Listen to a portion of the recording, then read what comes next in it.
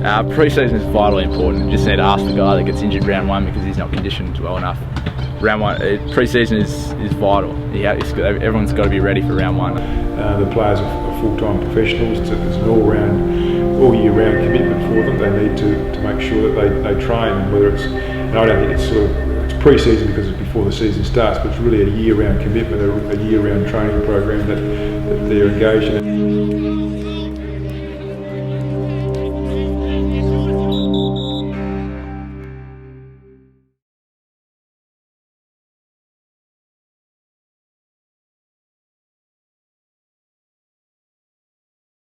Well, Judgy, it was Claremont and East Fremantle on centre stage today, the biggest stage of the WAFL here at Subiaco Oval, fighting it out for the 2012 premiership.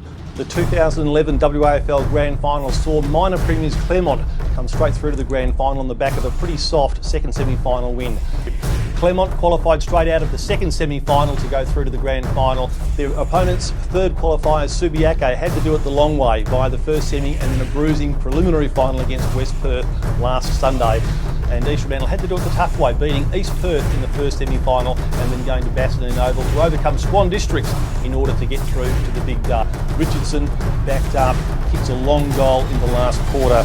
And so the Tigers seem to have the answers at every turn. Brennan having his kick blanketed there, and enter Medhurst. Well, he was quite irrepressible, certainly finished up with a very valuable Simpson medal, and you can see the players coming to him then. You can see the quarter by quarters there at the margin in the end was 26 points.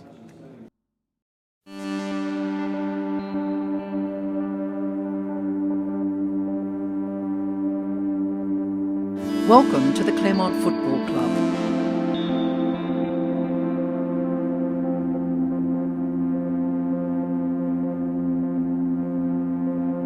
Established in 1906 and known as the Tigers, Claremont have enjoyed their fair share of success in the West Australian Football League, winning 12 premierships in their 107-year history, their 2011-2012 back-to-back triumphs being the most recent.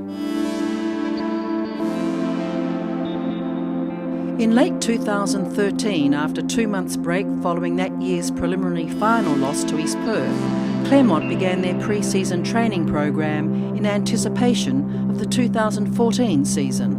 I think the pre-season is crucial, as much as it's every player sort of cusses it a little bit because it's so much hard work without playing games. It's all just training and building up, but without it, you don't have the foundation, and you need, for a good season, you need a really solid foundation.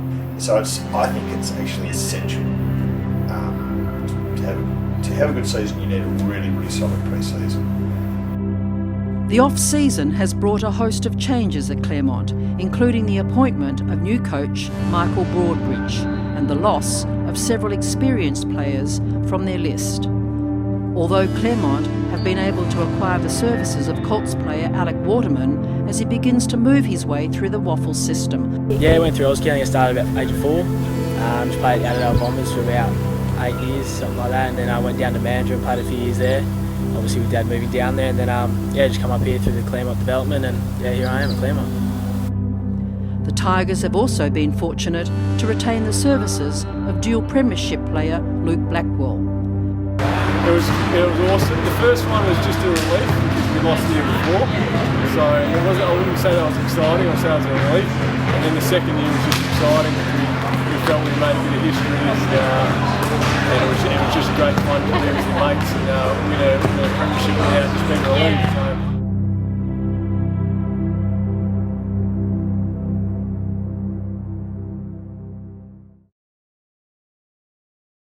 Luke Blackwell is a star. No, he's personally or as a footballer? Sort of as a footballer, like how he trains. He's a professional. He's been at an AFL club. He knows how to get the best out of himself, and he'll be one of the first to training when he can, and doing the extras, and that's why he's one of the best. Was a Sandover medalist. He's done it all. He is possibly one of the most decorated footballers at Claremont Football Club, and had a stint at Carlton. He's got 2 premiership medals for his trouble and a Sandover medal. I mean, there's nothing more he could really do, and he's been a fantastic asset for the Claremont Football Club.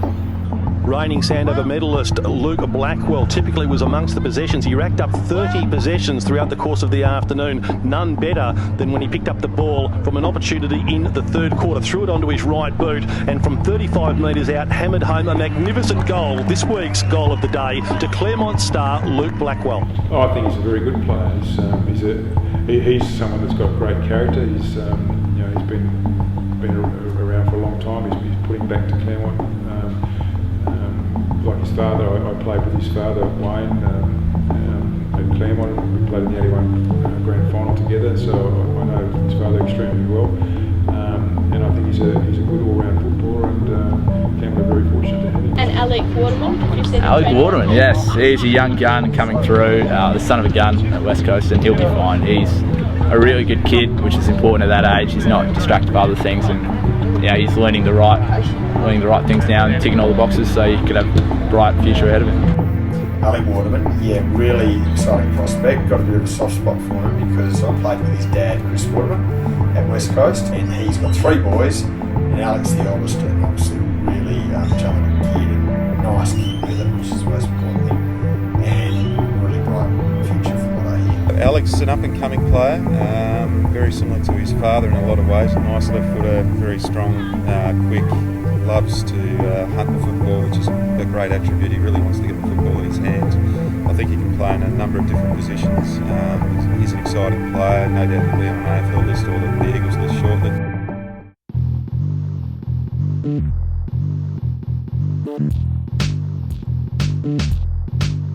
Luke Blackwell, Centering pass.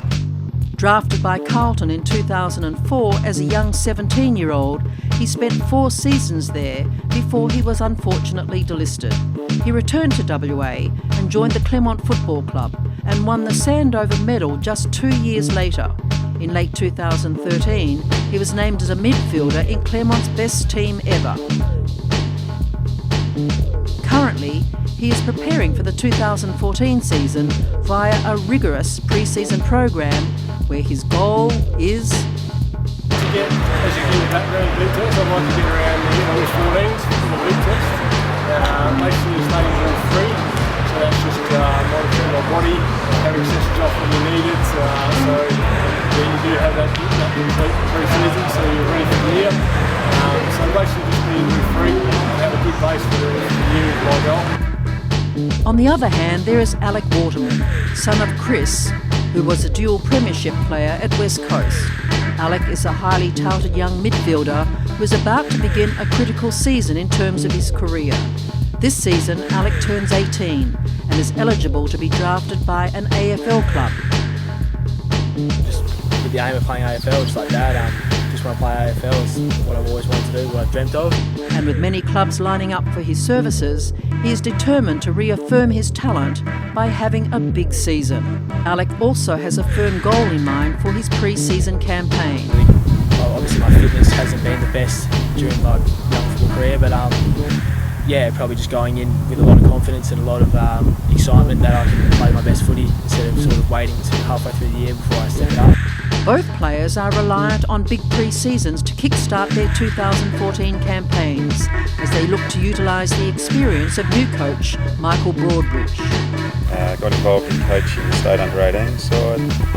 From there I went to Collingwood as an assistant coach, Fremantle and West Coast as assistant coaches, and now I'm doing this. What's your philosophy on coaching? It's probably a combination of a lot of different things, but I'd like to think that the players improve themselves, learn how to make corrections themselves, and I can guide them to do that rather than telling them what to do. And I suppose from a purely football point of view, that we play very much a team-oriented style of play, both offence and defence. Michael is working closely with strength and conditioning coach Tim Sullivan over the pre-season to ensure the squad is prepared for a big 2014 campaign. So basically we have November-December phase, which is making sure the boys reach a fitness level, they have compete training, and obviously getting injuries under control. A lot of boys have off-season surgeries, that sort of thing, so we slowly ease them back into it where we come to January and February in the hard part of pre-season, which is when we do a lot of conditioning work, making sure they're fit enough to play the game, that they're all ready for that. So basically it's just a slow progression all the way from November through to March when we start playing our practice games, and then April when the season starts. Today marks the first of several beep tests for the players as the club begins to measure how they are progressing. We did some fitness testing, so just some real simple beep tests and skin fold testing. And we try and set the guys a target of getting 14, level 14 as a standard for the beep test. Most footballers are running sort of 15 kilometres a game at really high speed, so it gives us a guide on how they're tracking. Most players feel pressured as the test plays a significant role in how players are judged in the squad.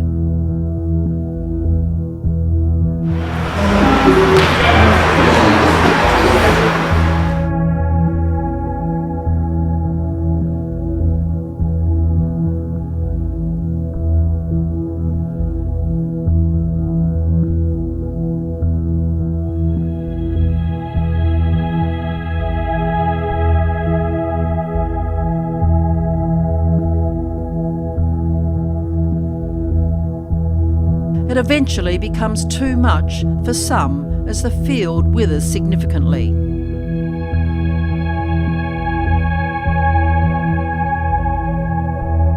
Luke managed to achieve his goal of recording a score in the low 14s as he scored 14.1, whereas Alex scored 14.4. The highest score recorded was a phenomenal 15.10. The demands of the modern game are a far cry from the experiences of premiership player Tony Evans. Yeah, well, it wasn't as scrutinised as it is now. Whilst it was a professional environment, obviously, it wasn't like it is now. So no one smoked, clearly that was on the agenda. Drinking-wise, we would drink in the off-season, as you know, go on a players' trip, we'd have a few drinks. Or every now and again, actually, after a good win in Melbourne, we might have a beer or two on the plane, which wouldn't happen nowadays. It's all just gone to another level in terms of the money and the commercialisation of the sport, and also, I suppose, the professionalism. So all the athletes now are professional full-time. I think that scrutiny and the intensity that the players are put under is a negative, because a lot of the players aren't equipped to deal with it. They're human beings, they're young males, so they're risk takers, and they can't knock that out of them, and so a few of them come unstuck. And they can do a lot of good, like go and do school clinics and charity work and visit hospitals and all that, and they do one thing off field, and it's scrutinised and their reputation's destroyed. But the positive, I think, is the games, the exposure, the television, access to watching on TV, the free-to-air and the pay TV stuff. So good, there's footy shows on all the time to watch. The game's in great shape. Players, that's what they want to do, is play footy, whereas now they're training and there's so many meetings and stats and strategies, and so much effort is put into each game, and the pre-seasons are huge. But I think the sport is, in good shape, and I think crowd attendances and the money they get from TV now show that it's in good shape as a sport. And the media are very harsh, but it's a big money game now, and money unfortunately forces everyone to take it more seriously. Really, during the season, players were discouraged from drinking. Myself, I wouldn't drink during the week, but we always did it out. All the games we played on Saturdays in those days, so Saturday was the night you sort of let your hair down and had a drink. Some of the players smoked a little bit, but not a lot. And then you were back into the training routine on a Sunday morning, sort of wake-up session, and then training during the week. I think the biggest change is that it's now a percentage game. Players are told that they're not to kick the ball to a contest. When you get the ball, you give it to a teammate that's uncontested, so that either with a handball or with a kick, and so they're now kicking sideways, backwards, short kicks forward. There's the possession game is really, I think, eliminated the high marking, the long kicking and the high marking. I think it detracts from the game. Do you think they're taking football too seriously these days? Oh no, I think it's the way sport's going generally across the board. It doesn't matter what sport it is. It's now very professional. There's lots of money involved, and whether it's tennis, whether it's cricket, whether it's football, rugby, soccer, sport is fully professional at those levels, and I think it's inevitable that it'll continue in that vein.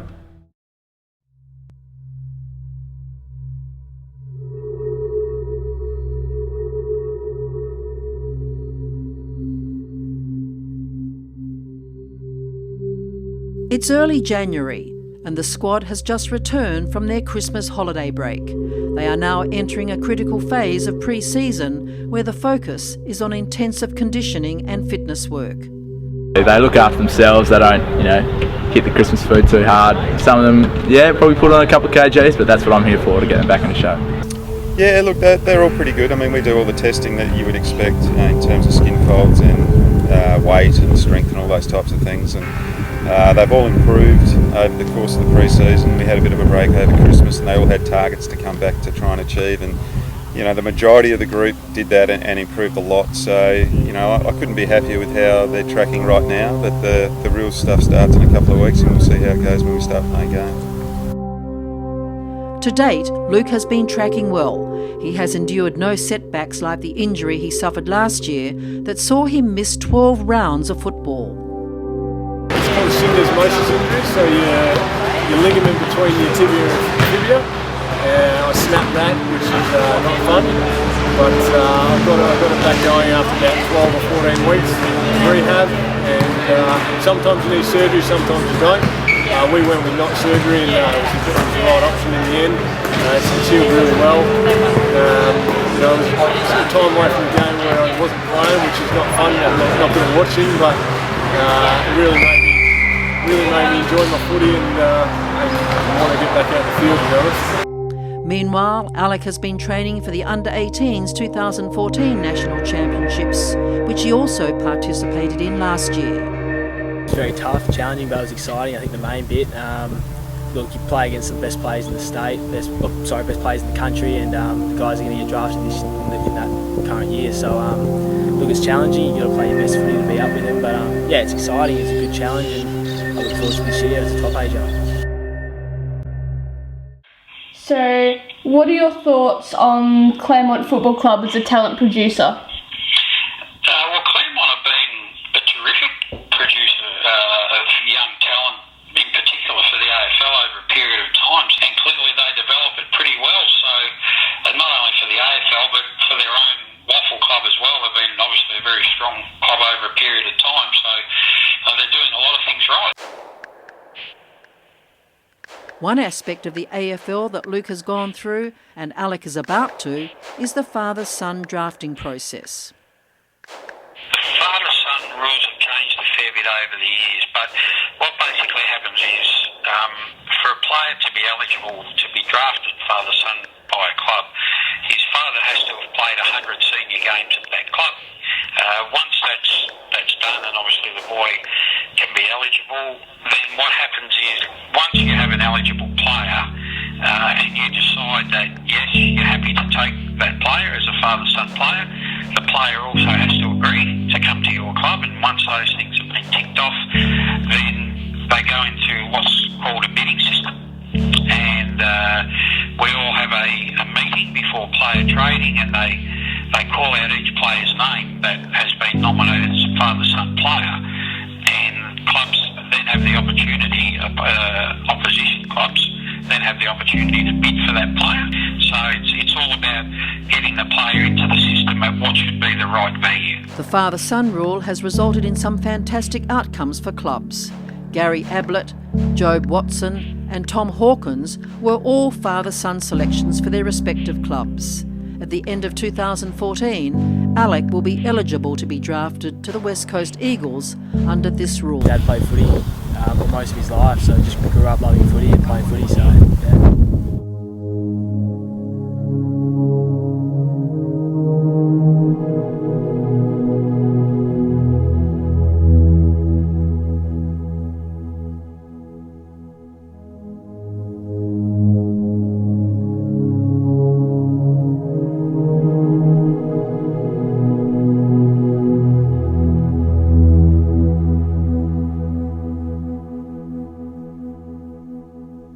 It's late February and less than a month until round one. Claremont have been scheduled to play the Perth Football Club at Brown Stadium on the 22nd of March. Everyone builds up for round one, so there's a lot of anticipation, there's a lot of energy, enthusiasm and excitement about it. Yeah, one of the most important rounds of the year, just to settle yourself in the competition. the boys will look to have a really good start, and it sort of just sets you up. If you win round one, you go with a lot of confidence in the next few rounds. But yeah, round one's probably the most important, just to sort of lead into the early parts of the season. I think massive. If you're a young side, you need to get off to a good start in terms of confidence and feeling in the group. So for this group, it's going to be a younger team this year. So we really need to get off to a good start. Round one is really show the competition where you're at, and how hard you're going the pre-season, and how much intent you show, how much competition, how much you want it. It's the one thing you can focus on for your pre-season. So you focus on the first round. Round one is what you build to. Because after that, you know, there's too many variables. That's the one first major contest you have is round one. So from really November, you're working towards round one.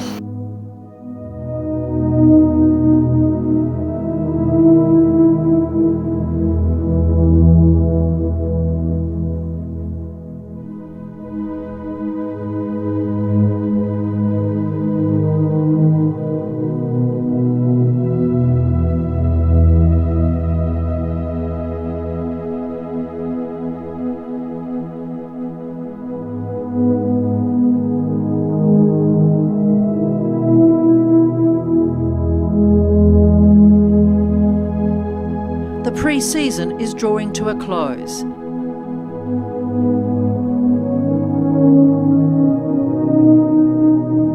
There have been injuries,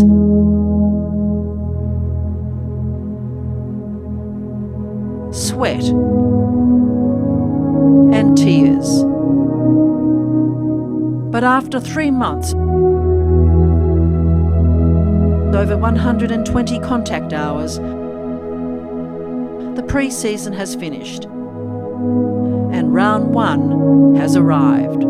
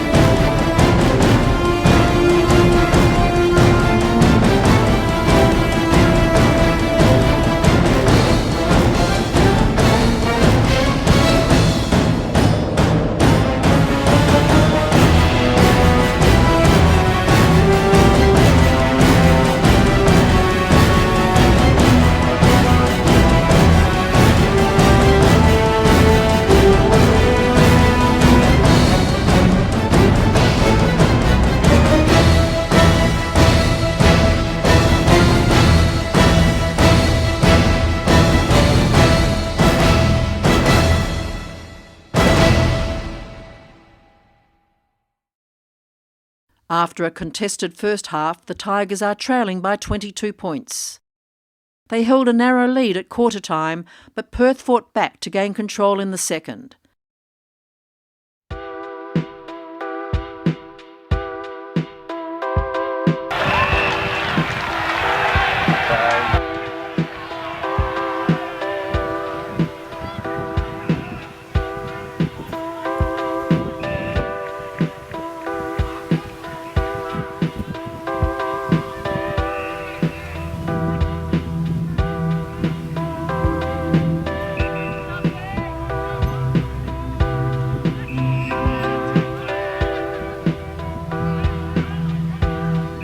Claremont was comprehensively beaten by Perth in the third quarter after they kicked 7 goals to Claremont's 1. At the last break, it unfortunately was over for the Tigers, with Perth holding a 10-goal lead.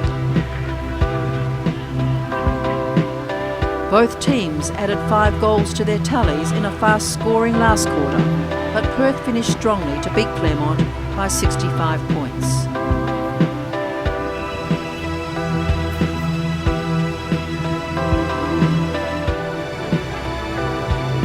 Luke Blackwell played well in the opening game, amassing 18 disposals, 2 inside 50s and 2 tackles. Whereas Alec played for the Colts in round 1 and was one of the best on ground, finishing with 25 possessions and 8 marks.